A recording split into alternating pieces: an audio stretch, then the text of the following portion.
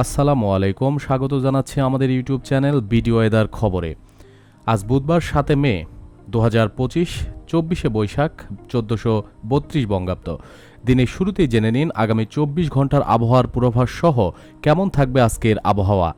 প্রিয় দর্শক, আমাদের চ্যানেলে আপনারা জানতে পারবেন নিয়মিত আবহাওয়ার আপডেট, বৃষ্টিপাত, ঘূর্ণিঝড় এবং আবহাওয়ার পূর্বাভাস সহ বাংলাদেশ আবহাওয়া অধিদপ্তরের সর্বশেষ আবহাওয়ার বুলেটিন সম্পর্কে।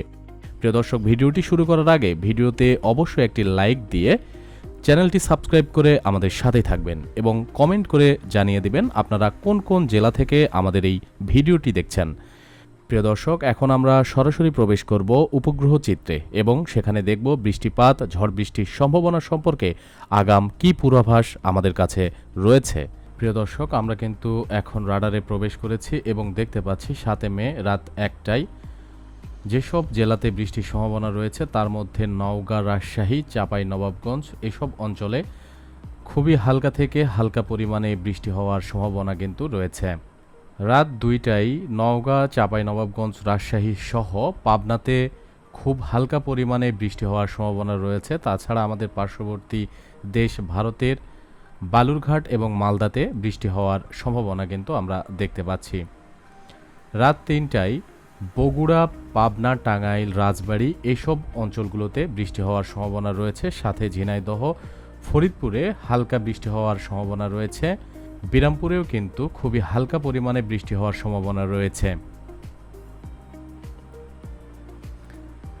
রাত 4টায় ফরিদপুর, ঝিনাইদহ, টঙ্গী, পলাশ, টাঙ্গাইল এইসব অঞ্চলগুলোতে বৃষ্টির সম্ভাবনা রয়েছে।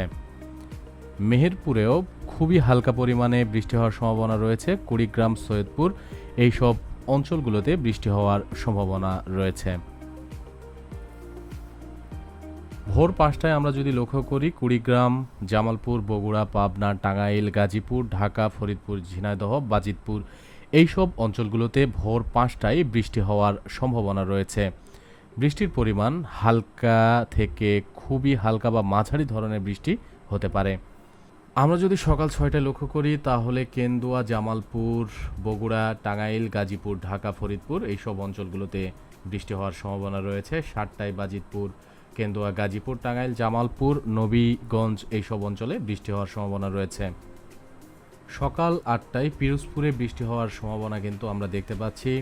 ভৈরব বাজার এবং ব্রাহ্মণবাড়িয়াতে কিন্তু আমরা বৃষ্টির সম্ভাবনা দেখতে পাচ্ছি। তাছাড়া শ্রীমঙ্গলে কিন্তু খুব হালকা পরিমাণে বৃষ্টির সম্ভাবনা রয়েছে। আমরা যদি 9টার আকাশ খেয়াল করি তাহলে কিন্তু শ্রীমঙ্গল, বাজিতপুর, হোসেনপুর, ময়মনসিংহ, সিলেটের কিছু কিছু অঞ্চলে বৃষ্টির সম্ভাবনা রয়েছে।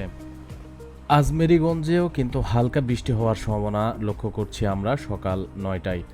সকাল 10টায় কিছু কিছু অঞ্চলে আংশিক এবং হালকা মেঘাচ্ছন্ন আকাশ কিন্তু আমরা লক্ষ্য করছি। 11টায় আমরা বেশিরভাগ অঞ্চলগুলোতে মেঘাচ্ছন্ন আকাশ দেখতে পাচ্ছি এবং খুলনাতে খুবই হালকা পরিমাণে বৃষ্টি হওয়ার সম্ভাবনা লক্ষ্য করছি।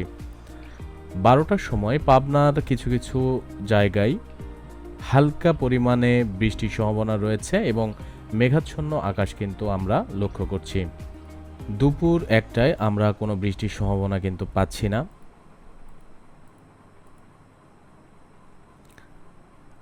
এবং একদম সন্ধ্যা 6টায় পাবনা, ঝিনাইদহ, যশোর, ফরিদপুর, মেহেরপুর এইসব অঞ্চলগুলোতে আকাশ মেঘলা থাকবে।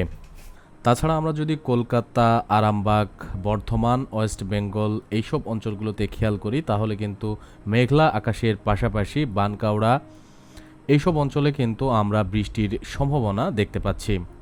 সন্ধ্যা 7টায় বাংলাদেশের অনেক জেলাতেই মেঘলা আকাশ দেখা যাচ্ছে এবং রাত 8টায় যদি খেয়াল করি তাহলে জামালপুর, টাঙ্গাইল, গাজীপুর, বাজিতপুর, নবীগঞ্জ, ঝিনাইদহ, ফরিদপুর, ঢাকা, খুলনা এইসব অঞ্চলগুলোতে একদমই মেঘলা আকাশ কিন্তু আমরা খেয়াল করছি। তাছাড়া কলকাতা, ওয়েস্ট বেঙ্গল এইসব অঞ্চলগুলোতে মেঘাচ্ছন্ন আকাশ দেখা যাচ্ছে। আমরা রাত 9টা থেকে 12টার আকাশ পর্যবেক্ষণ করে বুঝতে পারলাম বিভিন্ন অঞ্চলে বৃষ্টির সম্ভাবনা না থাকলেও কিন্তু আকাশ খুবই মেঘাচ্ছন্ন থাকবে। পাবনা, টাঙ্গাইল, বগুড়া, জামালপুর, রাজশাহী, ঝিনাইদহ, যশোর, খুলনা, চাঁদপুর, কুমিল্লা এইসব অঞ্চলগুলোর আকাশ মেঘাচ্ছন্ন থাকবে। বৃষ্টির সম্ভাবনা কিন্তু আমরা আপাতত দেখতে পাচ্ছি না।